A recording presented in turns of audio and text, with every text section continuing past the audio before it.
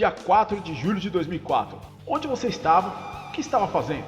Assistindo Michael Schumacher vencer o GP da França em cima de Fernando Alonso com 4 paradas?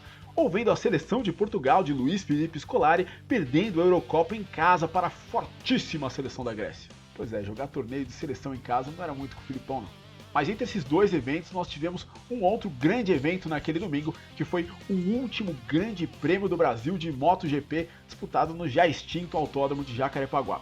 Uma corrida emocionante, com quedas dos favoritos, heróis improváveis e um vencedor inédito e surpreendente. Quer lembrar como é que foi aquela corrida e como era a MotoGP naquela época? Vamos nessa!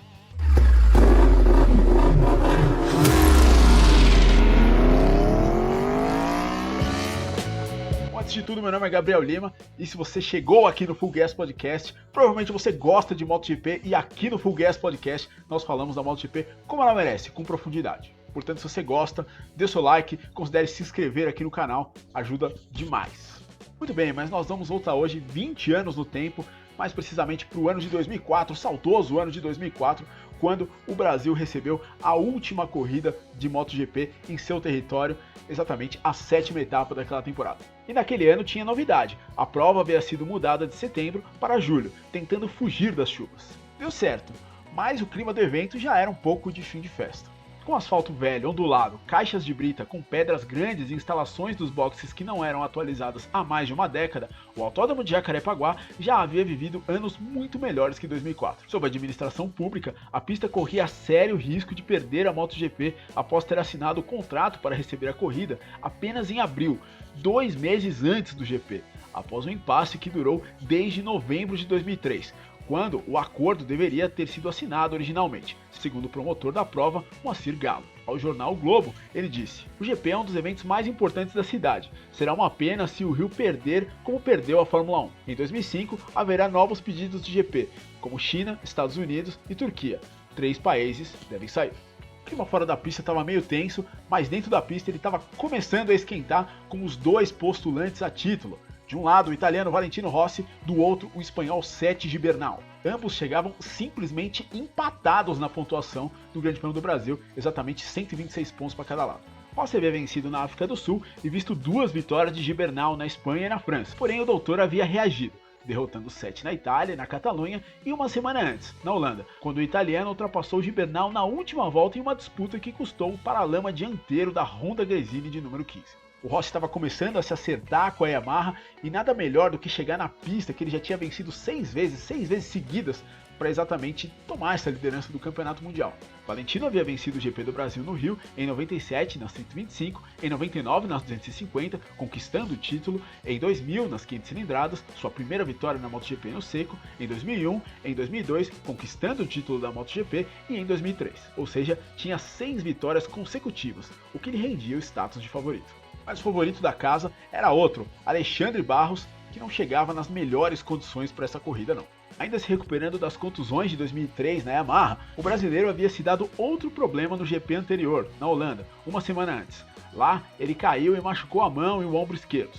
E as coisas não melhorariam nos treinos no Rio, quando o brasileiro cometeu um erro no fim da reta oposta e, tentando voltar à pista, caiu em um incidente bizarro, agravando sua condição.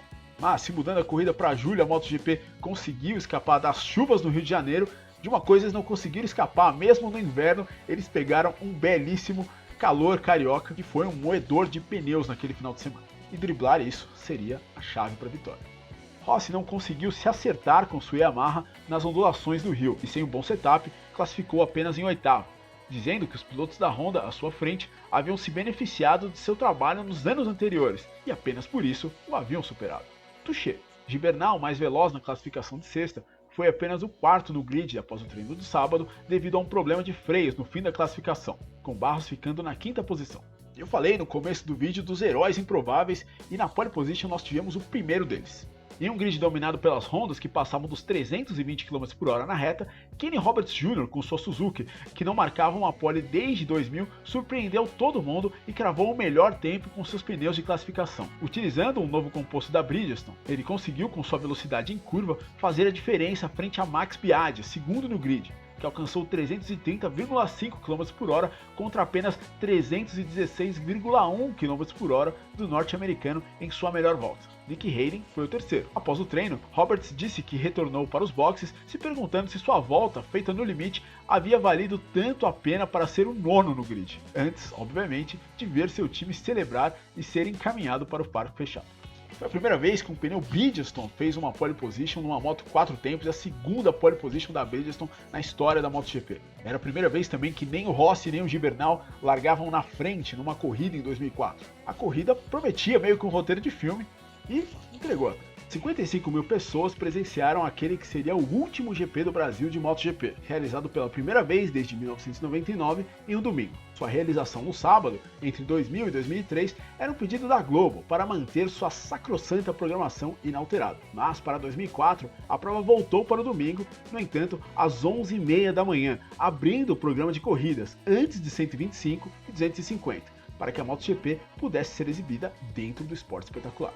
E a pista suja, o asfalto velho, fazia com que fora do traçado fosse muito escorregadio, tivesse muito pouca aderência, o que pegou desprevenido naquela manhã de inverno no Rio de Janeiro alguns dos principais pilotos. Robert Jr. largou na frente e, mesmo com uma moto quase 20 km por hora mais lenta, liderou a primeira volta. Mas Biaggi o passou na volta 2, mesmo momento em que Gibernal, que havia largado mal, superou Rossi pelo quinto lugar. Porém, a corrida do 15 duraria pouco, com um erro na mesma volta na penúltima curva, o tirando da prova pela primeira vez na temporada. E ali o caminho do Valentino estava livre para assumir a liderança daquele campeonato, mas para disputar a vitória naquele dia, ele teria que passar por um grande desafio. E todos que estavam ali naquele grupo da frente, o Biaggi, o Hayden, o Barros, o Rossi, certamente não esperavam a escalada que fez o nosso segundo herói improvável do final de semana naquele dia.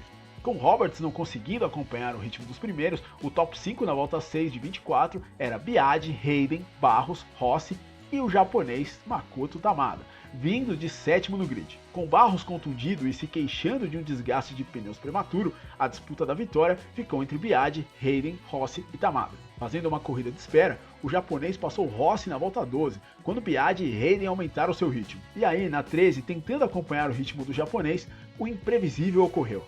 Rossi caiu na mesma curva de Gibernal e abandonou a prova. Seu primeiro abandono desde República Tcheca 2002 e sua primeira queda em corrida desde o GP da Itália de 2001. Com isso, o campeonato seguiu empatado para a corrida seguinte, na Alemanha. E aí sim, os pretendentes a título na prova sobraram Biaggi, Hayden e um inspiradíssimo Tamada com pneus Bridgestone, ao contrário dos dois primeiros que usavam pneus Michelin. Com uma especificação diferente e que nenhum outro piloto da Bridgestone no grid conseguiu fazer funcionar no Rio durante os treinos, Tamada passou Hayden e por 7 voltas estudou as linhas de Biaggi, seu companheiro de equipe na Honda Pons.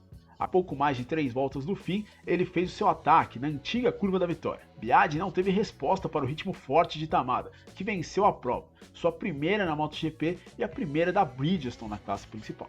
O fato é que o Tamada tinha feito uma corrida muito parecida com essa em 2003, também no Rio de Janeiro, quando ele largou de nono e foi aos poucos se recuperando e chegou em terceiro também com os pneus Bridgestone. Só que naquele ano, quando ele estava em posição de ataque no fim da corrida, o Valentino Rossi, o primeiro, e o Seth Gibernal, o segundo, já estavam muito na frente dele. Sem saber inglês, Tamada deu declarações através de um intérprete no fim da corrida. Ele celebrou o fato de ter vencido sua primeira prova exatamente no dia do aniversário de seu amigo Daijiro Kato, morto no GP do Japão de 2003, primeira corrida de Makoto na MotoGP. Além disso, ele elogiou os pneus Bridgestone, que 3 provas antes, em Mugello, provocaram sustos, com Tamada sendo obrigado a abandonar a briga pela vitória por seu pneu traseiro deixapar e pelo acidente de Shinya Nakano da Kawasaki, que estourou seu pneu no meio da reta, ponto mais rápido da temporada da MotoGP. E ainda, desde o GP da Inglaterra de 98, quando Simon Crafer venceu com os pneus Dunlop, apenas a Michelin vencia. Mas a inesquecível e imprevisível vitória do Tamada no Brasil não foi só emocional por conta do Kato. Logo depois daquele GP, ele viajou rápido para o Japão para fazer uma das coisas mais difíceis provavelmente que ele já fez na vida. Sua mãe, Sakai, estava doente em estado terminal, e Tamada chegou apenas a tempo de se despedir, com sua morte ocorrendo no dia 7 de julho, quarta-feira após o GP do Brasil. Tamada havia mantido a doença em segredo, contando apenas para seu engenheiro-chefe, Luca Motiron, que recebeu o prêmio para a equipe Pons no pódio em Jacarepaguá. Tamada ainda venceria naquele ano o GP do Japão, última vitória de um piloto japonês até hoje na MotoGP. Após a prova da MotoGP, a corrida da 125 foi vencida após uma bela ultrapassagem na última volta sobre André Dovizioso e Casey Stoner pelo pole position, Hector Barbera, piloto da equipe Seedorf Racing, fundada exatamente pelo ex-meio-campista da Holanda, com, naquele ano, investimento do brasileiro Roberto Carlos, que estava presente no evento e foi homenageado por Barberá no pódio. Na última prova do dia, o samarinês Manuel Podiali, campeão de 2001 da 125 e campeão de 2003 da 250, derrotou o Dani Pedrosa por apenas 76 milésimos na linha e garantiu a última vitória de sua carreira, com Tony Elias em terceiro. A confirmação de que o Brasil não receberia mais a MotoGP veio em agosto, com o Mundial lançando seu calendário provisório sem o Rio. Perfeito na época, César Maia justificou o fato usando a Lei de Responsabilidade Fiscal, que não o deixaria assinar nada até as eleições, para não deixar dívidas para a próxima gestão do município. O que foi uma grande mentira, devido ao fato de o político que foi reeleito em 2004 ter outras intenções para o autódromo de Jacarepaguá. No início de 2005, foram divulgados planos de demolir a porção norte da pista para dar lugar ao complexo Cidade dos Esportes para os Jogos Pan-Americanos de 2007. A pista foi encurtada em 3.306 metros, o que a fez ser ainda mais escanteada pelo poder público, já que era pequena demais para eventos internacionais. Em janeiro de 2008, a demolição completa da pista foi anunciada para a construção do Parque Olímpico do Rio de Janeiro para as Olimpíadas de 2016, o que ocorreu em outubro de 2012. Custando 2,34 bilhões de reais, o local, após os Jogos de 2016, foi sede do Rock in Rio em 2017, 2019, 2022 e de outros eventos menores que consolidam o parque como aquilo que popularmente chamamos de elefante branco. E além de César Maia, outros políticos que estiveram por trás do fim de Jacarepaguá, como Sérgio Cabral, ex-governador do Rio, e Carlos Nussmann, ex-presidente do Comitê Olímpico Brasileiro, foram condenados à prisão nos anos seguintes por corrupção.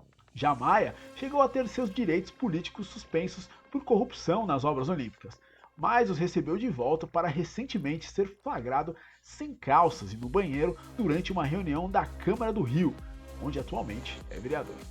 Pois é, essas são as pessoas que destruíram o autódromo de Jacarepaguá. E o Brasil certamente ainda carente de autódromo nos últimos tempos, com o fim do autódromo de Curitiba, as obras eternas do autódromo de Brasília também, enfim, o momento não é bom. De 2004 para cá, por 2 vezes o Brasil assinou acordos para trazer de volta a MotoGP.